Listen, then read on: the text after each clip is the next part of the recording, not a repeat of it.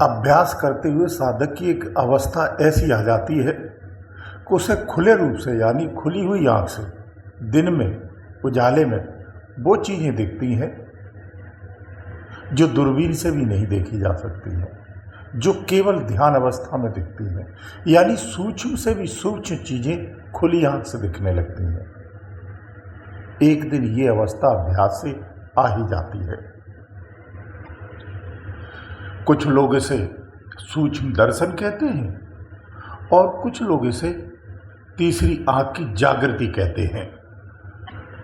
ये अवस्था तब आती है जब ध्यान एक अंदर में अभ्यास के द्वारा निश्चित स्थान बना लेता है और उस जगह स्थान बना लेता है जहाँ से सूक्ष्म चीज़ें दिखाई देने लगती हैं।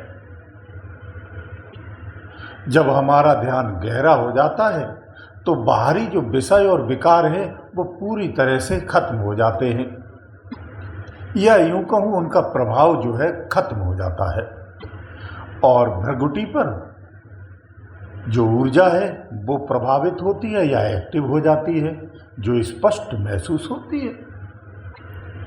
तो होता यह है कि साधक की जो दृश्य इंद्रिय है यानी विजन सेंस है वो एक्टिव हो जाता है और एक्टिव होकर के वो इतना सक्षम हो जाता है या यूं कहूँ इतना पावरफुल हो जाता है कि फिर वो खुली आँख से भी दिन में सूक्ष्म चीज़ों को देखने लगता है, जिसमें कुछ तरंगात्मक होते, धुनात्मक होते हैं, प्रकाशात्मक होते हैं। ये सब उसे स्पष्ट होने लगता है, जिसके तहत जो सूक्ष्म चीज़ें हैं यानी सूक्ष्म आत्माएं हैं वो भी सदृश्य दिखने लगती हैं, जिस दृश्य से वो आत्माओं की पहचान कर लेता है। ऐसी स्थिति में आपकी आंखें क्यों न खुली हों, लेकिन अंतर की जो स्थिति है वो इतनी प्रबल होती है कि आँख आपकी बंद हो या खुली हो, दोनों स्थितियों में आर पार दिखता है। वास्तव में इसी को सदृश्य देखना कहते हैं। यही दृश्य दर्शन है। जो स्थूल आँखों से देखा जाता है ये सदृश्य वो दर्शन नहीं है जो दिव्य आँख से देखा जाता है। इसी दृष्टि के अनुसार जो योग शास्त्र है उस योग शास्त्र में इसका जिक्र आता है।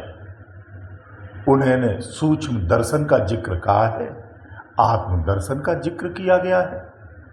ये आत्मदर्शन में स्पष्ट है, लेकिन इस दिव्यता के आगे भी बहुत कुछ है। ये दृश्यात्मक जो दृश्य है ये एक उपलब्धि है। इस दृश्य से ही हमें आगे बढ़ना होता है। फिर कहते कि आप आंख वाले हो गए हैं, तो आंख वाला होना इसी को कहते हैं। इसीलिए संसार में किसी की स्थूल आंखें हो अथवा ना हो, अंदर की दृष्टि सबके पास होती है। इसी की गहरी अवस्था को कबीरदास जी ने सूक्ष्म दर्शन कहा है, आत्मदर्शन कहा है। जब हमारी चेतना जो आज्ञा चक्र पर है वो एक्टिव होती है या जागृत होती है तो उसे सारा जगत सूक्ष्म रूप में दिखने लगता है। वो आँख बंद करके भी देखता है, आँख खोल कर भी देखता है, खुली और बंद आँख से एक समान दिखने लगता है। ये ध्यान का अद्भुत नज़ारा है, ये अद्भुत उपलब्धि है। जब आर पार की स्थिति आ जाती है तब ध्यान में आगे बढ़ने से अंतर के विभिन्न दृश्यों को और अंतर ब्रह्मांड के स्पष्ट दर्शन होते हैं और उस ब्रह्मांड में रचित असीम जो सृष्टियाँ हैं उनका दर्शन करता है, उनके रहस्यों को जानने लगता है। अगर आप चाहें तो आप भी रोज अभ्यास करके इस अवस्था को प्राप्त कर सकते हैं।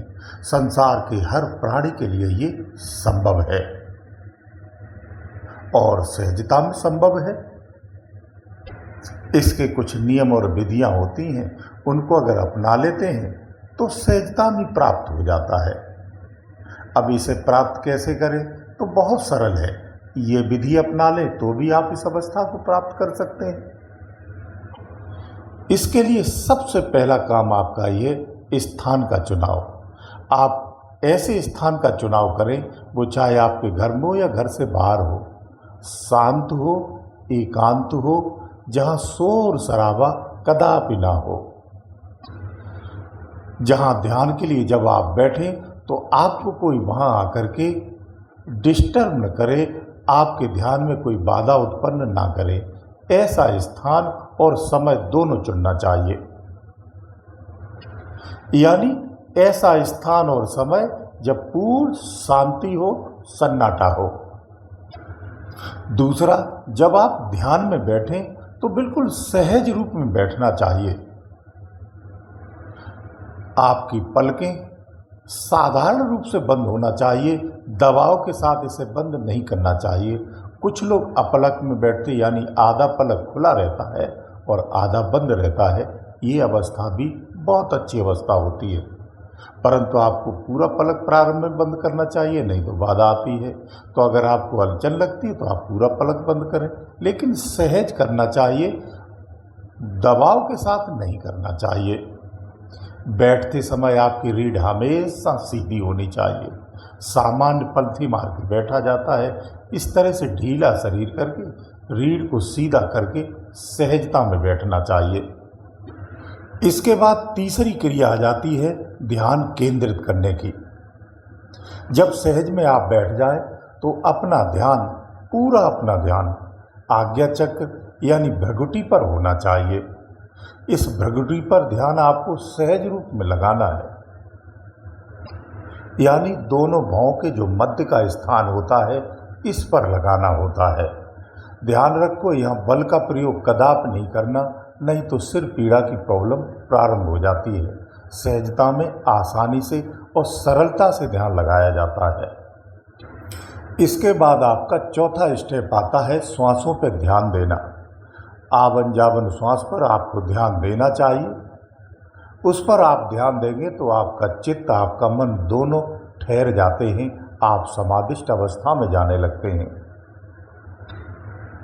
और विचारों की शून्यता हो जाती है। बस श्वास पर जब ध्यान दें तो हमेशा इस बात का याद रखें कि श्वास हमारी सुषुम्ना रूप में चलनी चाहिए, ये विशेष है। इस प्रकार अभ्यास से जैसे ही आपका ध्यान केंद्रित होने लगेगा तो आप चौथे स्टेप में देखेंगे कि आपकी त्रिकुटी यानी भ्रगुटी पर दोनों भौं के मध्य में कुछ कंपन सा महसूस होता है, एक रेंगन सी महसूस होती है। किसी किसी को कुछ प्रकाशमय दिखता है, किसी किसी को कुछ पटाखों या सुरसुरी जैसी आवाज़ें प्रकाशमय दिखती हैं, फंक्शन जैसा दिखता है। अलग अलग तरह की तरंगों का भी आभास होने लगता है। वैसे प्रारंभ में यहाँ प्रकाशमय स्थिति ही उत्पन्न होती है जो कई रंगों में दिखती है। ये स्थिति आपकी प्रारंभ हो जाती है। इस प्रकार से ये अभ्यास आपको रोज करना है। अभी अभ्यास करना कितना है, ये ध्यान देने वाली बात है। तो आप चाहे तो 20 मिनट तक प्रारंभ इसका कर सकते हैं। 20 मिनट से प्रारंभ करते करते उसे 1 घंटे, 2 घंटे या 3 घंटे तक ले जा सकते हैं। इतना आपको समय रोज देना चाहिए। अगर अधिक समय आपके पास है तो सुबह और शाम दोनों समय देना चाहिए। जब धीरे धीरे इसका समय आप बढ़ाएंगे तो आपकी समाधिष्ट अवस्था भी उतनी ही प्रबल होती जाएगी। गहराई में आपका चित्त उतना ही जाने लगेगा। तो इस प्रकार से अगर आप अभ्यास करेंगे और ध्यान अंदर में ठहरने लगा तो आपकी दृष्टि फिर खुलने लगती है, आपको सूक्ष्म चीज़ें फिर दिखाई देने लगती हैं, क्योंकि इस अभ्यास से आपका आज्ञा चक्र एक्टिव होने वाला है। जैसे ही वो एक्टिव होता है, यहाँ के दृश्य खुल जाते हैं, नज़र खुल जाती है, ओपन हो जाती है और आपको सब कुछ सदस्य मिलने लगता है। इसमें ध्यान देने वाली बातें ये हैं कि अभ्यास लंबे समय तक करना होता है, तत्क्षण इसका परिणाम प्राप्त नहीं होता है। कुछ लोग 2 माह, 3 माह और 6 माह में ही संपूर्ण परिणाम की इच्छा रखते हैं। ऐसे में फिर साधना नहीं हो पाती है। इसे दूरगामी और लंबे समय तक करना होता है, तब जाके इसके सही परिणाम प्राप्त होते हैं। इन दिनों में आपको निष्काम भाव से ही ध्यान किया जाता है, धैर्यता से, तसल्ली से और आराम से किया जाता है। जल्दबाजी बिल्कुल नहीं करनी होती है। एक साधक का भोजन भी सात्विक होना चाहिए, कम भोजन होना चाहिए, क्योंकि शुद्ध आहार और संयमित जीवन और संयमित भोजन आपकी साधना में बहुत सहायक होता है। इसलिए इन सब चीज़ों का हमें पालन करना चाहिए। दिन में या रात को व्यर्थ के चलचित्रों को नहीं देखना चाहिए। केवल अंतर्मन में मनन करते हुए खाली समय में भी ध्यान साधना के उपरांत भी अंतर्मनन करते रहना चाहिए और त्रिकुटी पर ही दृश्य देखने का प्रयास करना चाहिए। निश्चित मानिए एक अभ्यास के बाद आपकी आज्ञा चक्र पर तमाम दृश्यों को आप सदृश्य देखेंगे। तो इस तरह से आप एक दिन उस स्थिति में पहुंच जाएंगे कि जहां से आप खुली आंख से और बंद आंख से दोनों अवस्थाओं में आप सूक्ष्म चीजों को स्पष्ट देख सकते हैं। गुरुदेव दयालु।